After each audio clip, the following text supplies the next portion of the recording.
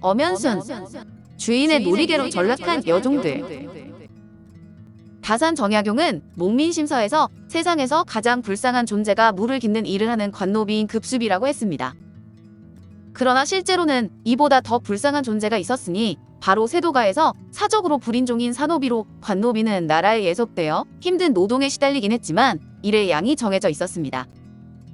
그러나 산노비는 노동의 한계가 없는 데다 주인이 시키는 일이면 무엇이든 해야 하는 처지로 심지어 주인에게 겁탈을 당하는 일도 허다했는데, 다음은 엄연순의 이야기 중 하나입니다.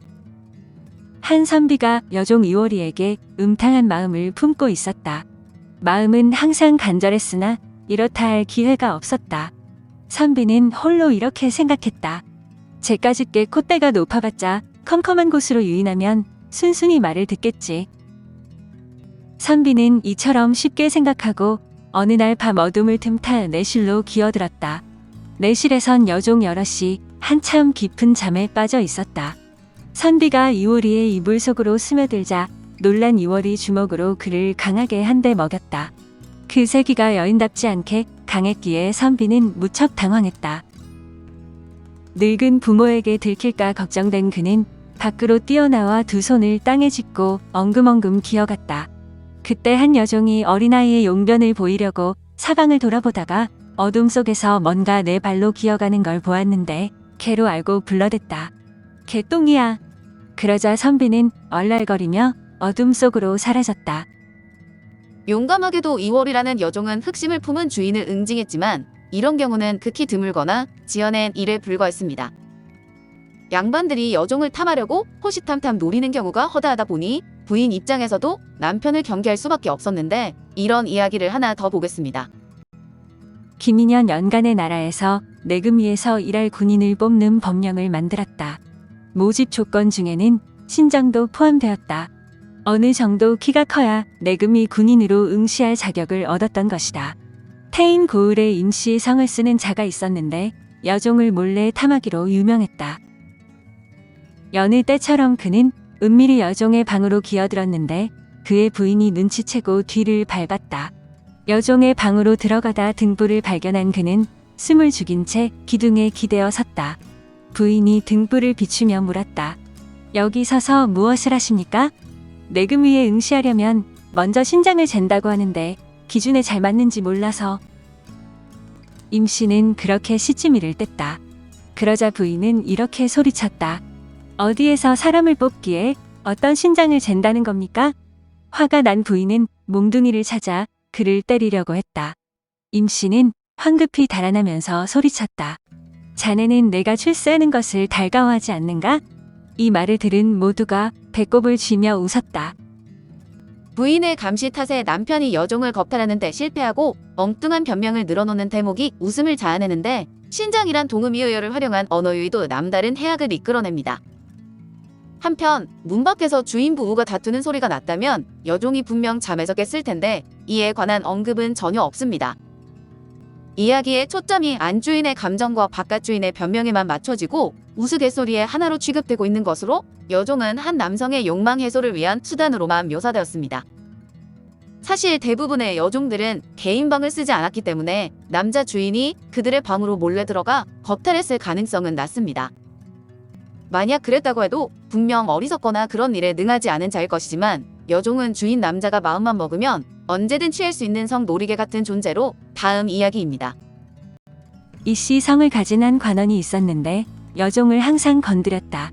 어느 날 그가 여종을 이끌고 정원에서 거사를 할 때 그 합판의 형상이 숲풀 사이로 어른어른 비쳤다.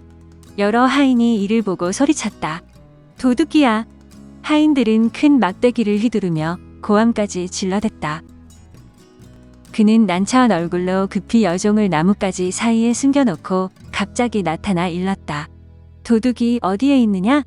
하인들이 대답했다. 이미 담을 넘어 도망했습니다. 그러자 이가가 천천히 돌아서며 말했다. 내가 만약 도둑놈을 보았으면 한 주먹에 능히 차 없앴을 것이다. 그 말을 듣고 하인들이 웃음을 참지 못하고 물러갔다. 해악을 곁들인 내용이긴 하나 주인 남자에게 겁탈당하는 여종의 입장에서는 결코 웃을 수 없는 이야기입니다.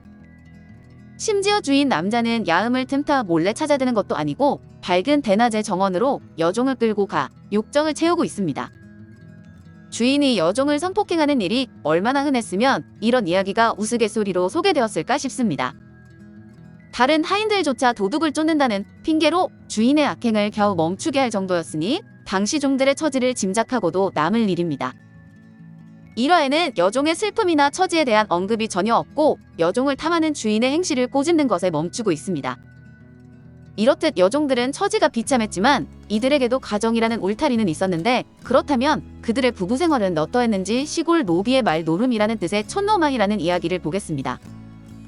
어느 시골집 종이 마누라와 함께 얼마 되지도 않는 밭을 갈러 다니는데 여러 날 이래도 진척이 없었다. 주인 늙은이가 이를 이상하게 여겨 하루는 뒤를 쫓아갔다. 밭 가운데에 큰 나무가 있었는데 그 밑이 제법 널찍했다. 그 부분에 사람의 발자취가 낭자하게 흩어져 있었다. 이튿날 새벽, 주인 영감은 미리 밭의 나무 위에 올라가 빽빽한 가지 사이에 숨어 있었다. 잠시 뒤에 여종과 남종 부부가 함께 밭에 왔다. 그들이 밭을 간 지 반씩경도 채 되지 않았을 때 여종이 남편에게 소리쳤다. 우리 이제 그것을 해야지요. 그러자 남편이 대답했다. 그래, 그래야지. 이후 부부는 옷을 홀랑 벗어버렸다. 그리고 여종이 먼저 나무 아래 엎드려 아무 말이라도 된 것처럼 행동하였다. 이에 남종이 두 팔로 땅을 짚으며 달리는 말처럼 다가가더니 부인의 옥문에 코를 대고 냄새를 맡으며 말 울음소리를 내기 시작했다. 심지어 그곳에 입을 맞추기까지 하며 야단법석을 떨었다. 그러다 우연히 남종이 나무 위를 바라보았는데 주인 늙은이가 내려다보고 있는 것이 아닌가. 남종은 깜짝 놀라 황급히 달아났지만 그 까닭을 몰랐던 여종은 계속 말 울음소리를 냈다. 그러면서 달아나는 남종을 향해 소리쳤다. 희잉잉, 빨리 하지 않고 어딜 가는 게요? 그러자 남편이 말 울음소리를 낸 뒤 소리쳤다. 희잉잉, 나무 위를 보아라. 노비 부부의 성생활을 희화화했지만 한편으로는 무척 애달픈 이야기인데, 이들 부부가 자유롭게 사랑을 나누고 싶어 택한 곳은 밭이었습니다. 노비에게 좋은 침실이 주어질 리 없기에 하는 수 없이 밭에서라도 우누지락을 얻을 요량이었는데, 주인집 늙은이가 밭까지 따라와 부부의 성생활마저 감시하고 있으니 안쓰럽고 슬픈 이야기입니다. 게다가 부부가 들판에서 짐승처럼 벗고 놀다가 망신당하는 이야기로 꾸며졌으니 당시 종들이 얼마나 업신여겨졌는지 알만합니다.